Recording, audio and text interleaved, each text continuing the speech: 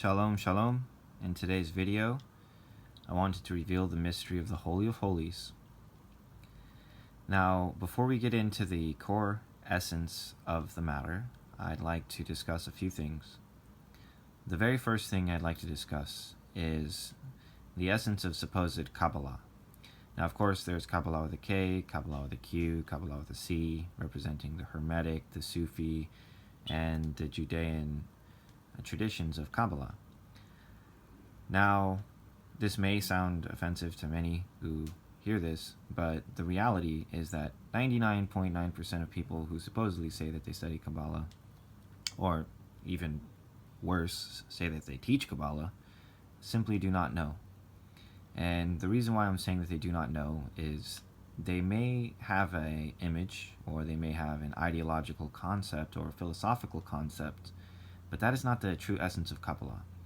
Kabbalah at its core is a science, and science, as we know, addresses the nature of facts and strays away from the nature of possibility or erroneous types of conceptions that could lead a person into extreme error, which is another one of the reasons why there are many warnings and dangers to studying these types of texts, mainly that a person could have the wrong conceptions. And in Jerusalem, for example, there's an entire mental institution dedicated to those who have gone insane from studying the Zohar. Now, to begin with, these concepts that will be demonstrated in this video and in the preceding videos are alluded to in some places, give or take, in a variety of different Kabbalistic works. The first will be addressed by the mother letters, which we can find elucidated in Sefer Yetzirah, and some of these similar concepts are expressed there. But what will be presented in this video will be to the extreme depth of every one of these concepts, and in the preceding videos, to the extreme depth of all of the 22 letters, and all of the principles will be being revelated there.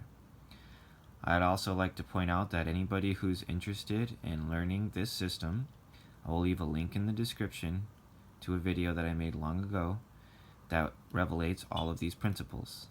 The last thing I'd like to point out is that all of these things are intellectually copyrighted, and all of these works are also copyrighted. I published a book called Sefer HaAri, and in this book, all of the concepts that will be shown are expressed in great detail, and the principles behind them, which is more important, are also expressed in great detail. Now, the reason why I bring this up is because there's a very large amount of plagiarism, unfortunately, on YouTube, and there are many people who are perhaps pseudo-Kabbalists that claim they understand these concepts and blatantly plagiarize other individuals' works. So, with all of this being said, I'd like to give one last piece of information before we begin this video, and that is the Tree of Life is applicable to everything that will be shown in the next preceding videos, but this is taking place in a place before the Tree of Life actually exists. Mainly that the world of emanation, which emanates from the Sephiroth, were established first, and they were created first. But before this world of emanation, before these Sephiroth actually existed, there was something else. And this something else, as described by the words of Olmec Hamelech, that starts off with the infamous words, "In the beginning all was Word." These preceding videos will get into the great detail of what all of this means. So, with all of this being said and having been established, let us begin. So, to begin, here we have a diagram of the Holy of Holies, and this is in an English version of the Talmud. And what we're going to be paying close attention to is the inner sanctuary. And we're going to see here that there's a shewbread, a golden altar, and a menorah. And that is going to be the subject of today's discussion, and it's going to be the fundamental basis for what will be proceeding in the next few videos. So, in the inner chamber called the sanctuary, as stated, and as we saw in the previous diagram, there was an altar of incense, there was a shewbread, and there was a menorah.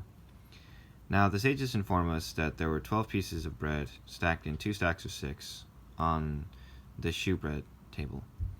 And the menorah, we were told, had exactly 7 branches.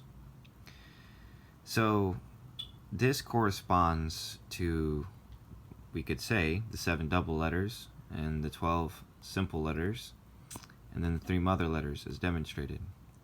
There's another way of viewing this. We can also view this as the 7 sparks. Now, these mother letters, why are they called mother letters? Because they, in essence, birthed all of the other letters. How did they birth the letters? They birthed them through the blending of sounds. Mainly A, which was Aleph, M, which is Mayim, and Sh, which is Shin. So A is the throat, M is the lips, and Sh is the tongue. This is important because the layout of this states that Aleph, which means air and comes from the Hebrew word ayor, Mayim, which is water, and of course we have Adama for ground, because Mem is written in 2 ways, hooked like waves or flat like the earth, and Mem so feet, and Shin, which is the fire, like the word ash. Now, what is important to realize here is that Aleph separates Mem from Shin. And according to Moshe, everything that was created in the tabernacle was an image of what he was shown, according to what he was shown by Hashem. So this brings us into my 8th book. And here we see a circular diagram with Aleph, Mayim, and Shin. This is Mem so feet. As stated, Mem is hooked like the waves, like water, or flat like the earth. Now, as stated in the previous diagram we analyzed, Aleph, which is the air, separates Mem, which is the water, and the earth, from Shin, the fire. And we also saw that M is corresponding to Mem, A is corresponding to Aleph, and S and Sh is corresponding to Shin. Now, the secret of this is the lips, the throat, and the tongue. And the blending of these sounds will create all of the other letters, as will be demonstrated. So let us begin. This is self-apparent and easily identifiable in the human body. For the head sees light and the brain sends out light and is separated from the stomach that processes liquids and solids by the lungs that breathe the air. And we're going to see this essentially with every animal and every creature in existence. We're also going to see this very same diagram being expressed in the head of everything in existence. We're going to see the eyes that see the light, the nose that breathes in air, and the mouth that takes in liquids and solids. And this is going to be universal. We will also see this very apparent in the environment. We will see the sun separated from the land and the sea by the atmosphere. We will also be able to observe this in every corner of the universe, as every planet will be a body of liquids and solids separated from a centralized star of Shin by Aleph. In this case, would be equating with space. So Aleph separates Mem from Shin, 1,000 light years away in any direction. We will see this in every plant, as the plants will receive their color from the light. They'll be utilizing photosynthesis. Their roots will be in the earth drawing the water, and their leaves will be converting atmospheric substance. So again, Aleph separates Mem from Shin, in every plant. We're going to see the same occurrence happening in trees. We will see the trees again, they receive their color from the light. They also will be utilizing photosynthesis. Again, their leaves will be converting atmospheric substance, and their roots will be in the earth drawing water. Again, Aleph separates Mem from Shin. We're going to see this on reptiles. We will see the eyes on top of the nose, nose on top of the mouth. Aleph separates Mem from Shin.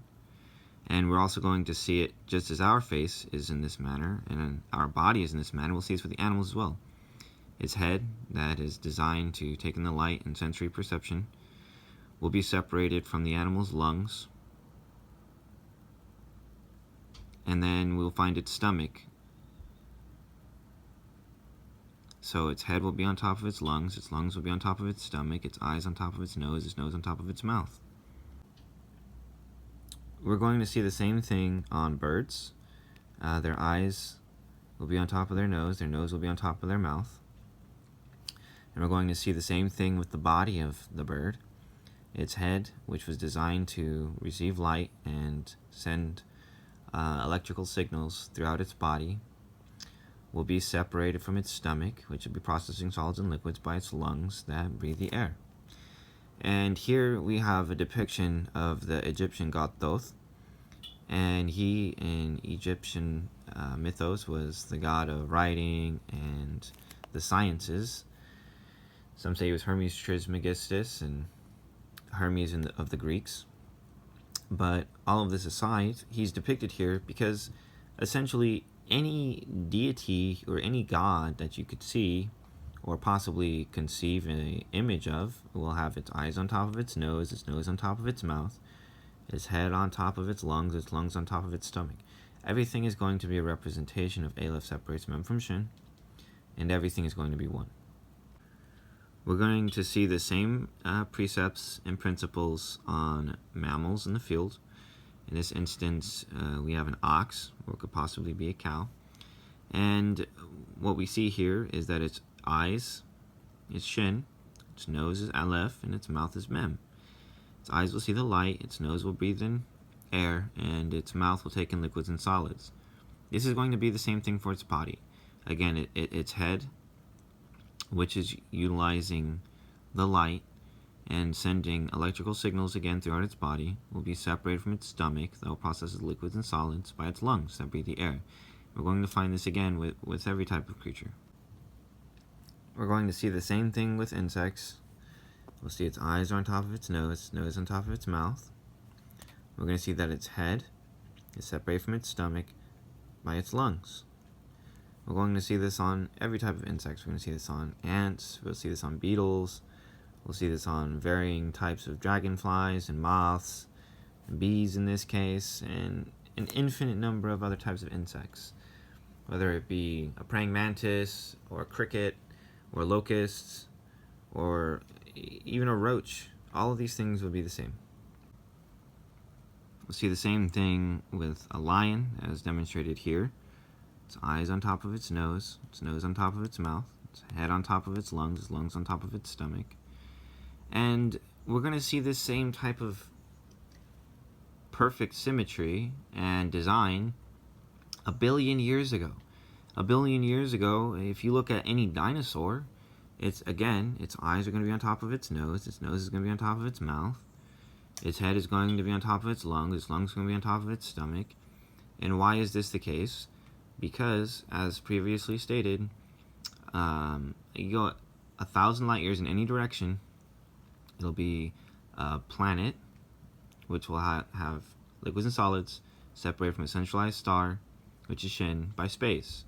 That's 1,000 light years away and a billion years in the past. This is because what we're discussing here is beyond time and space. It's beyond this planet. It's beyond petty human recognition, and is the essence of creation before creation even existed. It's what allows creation to exist. And once again, we see the same thing with fish. Eyes on top of the nose, or nose on top of the mouth, or in this case, we'll have gills, and it'll be the same. And we'll see its head separated from its stomach by its lungs, which will be processing some type of air using its gills. And it's going to be like this, as stated, with everything in existence. It'll be like this in every culture. It doesn't matter which culture you go to, whatever deity or angel or demon or whatever it is you're looking at. Even if it was an extraterrestrial, it could be a Grayling alien. It's going to be Aleph separates Mem from Shin. The alien's eyes will be on top of its nose. Its nose is going to be on top of its mouth. Its head is going to be on top of its lungs. Lungs are going to be on top of its stomach. Because before creation existed, these principles that will be being demonstrated in the next videos existed. So, as we can clearly see again, these principles are universal. They encapsulate all of the planes of correspondence, from the inanimate mineral and through the vegetative and the insects and the reptiles. We see it prevalent in mammals. We see it prevalent in fish. We see it prevalent in human beings, and possibly even what we might, or other cultures have deemed as extraterrestrials or even deities. They're all going to be the same thing, subjected under the same word. So with everything being said, we can see these principles expressed throughout all of the planes of correspondence, from the lowest of the low to the highest of the high. We can see them 1,000 light years in any direction. We can see them 1 billion years in the past, demonstrating that they are beyond time and space. And everything that was revealed is a preliminary for the next upcoming videos that will be discussing all of the intricate principles, and we will be going through the aspects of all 22 Hebrew letters and demonstrating principles existed before creation, and giving the ability to consciously be able to recognize and see these things in a practical way in existence. And why I bring this up is because this is the essence of adorning Malkuth, who is called Por Delah, with the garments of the mother, which is Bina, or understanding. And in so fulfilling the verse, I have kept the Lord before me at all times. Shalom Selah.